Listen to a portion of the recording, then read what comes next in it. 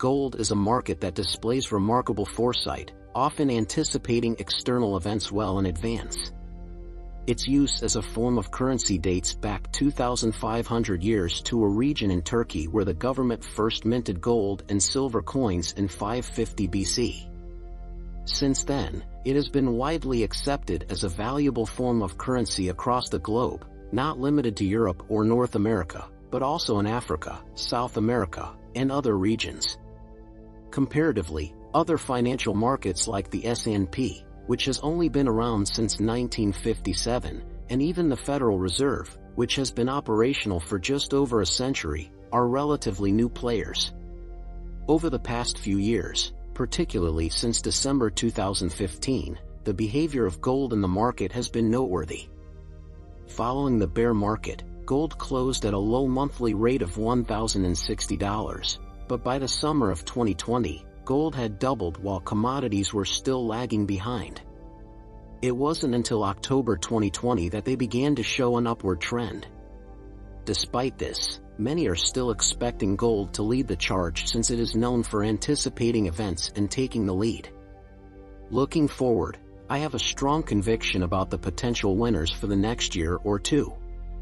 While commodities are expected to continue to trend upwards, some, like sugar and cocoa, are currently undervalued and have significant upside potential. I also believe that natural gas is worth monitoring. While these three markets have yet to experience significant fluctuations, I anticipate they will in the future. However, based on historical data from the late 70s during a major bull market in commodities, gold is likely to lead the pack in terms of percentage gains. Gold and silver have been in a corrective process for over a year and a half, experiencing a sideways to downward trend, as they are continuously impacted by federal news, particularly since June of last year when the Fed announced its tapering plans. Despite experiencing multiple sell-offs resulting in over $100 drops, these drops have been redundant as the price rebounds back to its previous level before experiencing another dip. They failed to maintain the downside, resulting in a sharp rise to tap the high again. Silver has also broken out of its congestion pattern, although this is not reflected in the price chart. Although commodities may experience a temporary pause due to their significant gains, the overall commodity complex has surpassed our expectations and remains robust. It could enter a congestion zone, but we believe it will be a high-level zone that will have a significant impact on other economic metrics. Gold and silver are poised to resume their upward trend without the need for external factors. Gold can be viewed as a distinct market leader. It is important to avoid the mistake of analyzing commodities and wondering why gold has not performed well. In reality, gold was the first to move, and this trend should not be overlooked. What is the state of the dollar? Most people believe it to be strong, but their focus is misplaced. If we look back to December 2015, we can see that gold hit its lowest monthly close at 1060 while the dollar index was heavily influenced by the euro, resulting in a significantly distorted index of 9,865. The index continues to trade at around the same level today, 6 years later, with only minor fluctuations of about 5 to 6% above or below this number. This means that the dollar has essentially remained stagnant since late 2015, with a very narrow trading range. In the meantime, gold has doubled in value, indicating that the dollar alone cannot account for this increase. Gold is observing the devaluation of major currencies, which is a competitive process.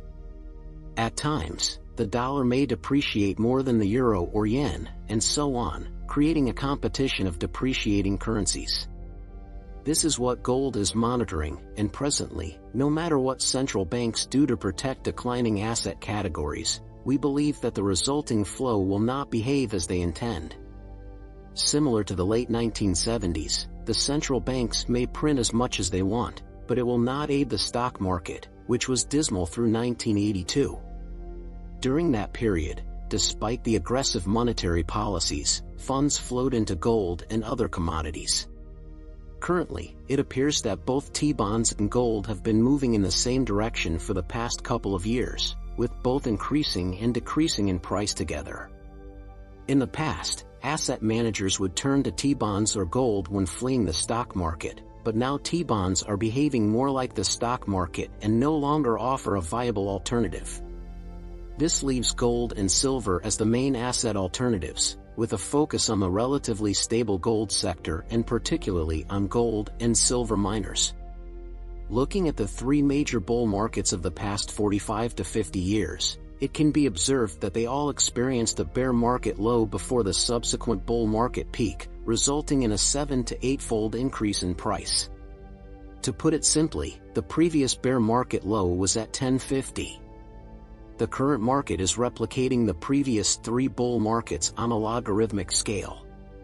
Despite this, the current market has more exaggerated fundamentals in both the monetary and asset categories, which will likely lead to more monetary excess.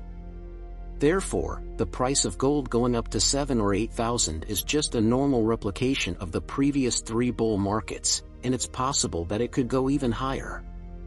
Assuming we proceed with the standard approach, we can examine the ratio or percentage price of silver versus gold over the last 50 years.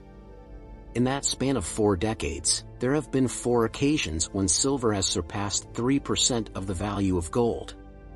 Twice, it exceeded that threshold, and once each, it reached 4.5% and 6.5% above the price of gold. Let's assume that the 3% mark is the level at which silver could potentially rise again without significant difficulty. This means that silver could reach about $60 if it remains at 3% of the current gold price. If gold were to reach $8,000, silver could potentially hit $240. The question that remains is whether silver is positioned to outperform gold. Since 2011, silver has underperformed and been suppressed compared to gold. However, it did experience a recent pullback, but this did not negate the positive trend. It appears that gold and silver are now trending upward and out of congestion mode. In terms of pricing, it is likely that gold will experience another normal bull market, despite abnormal fundamentals that could potentially drive it even further. Silver may also rise to its normal 3% over gold, which could result in price dynamics that rival the move in Bitcoin in 2020.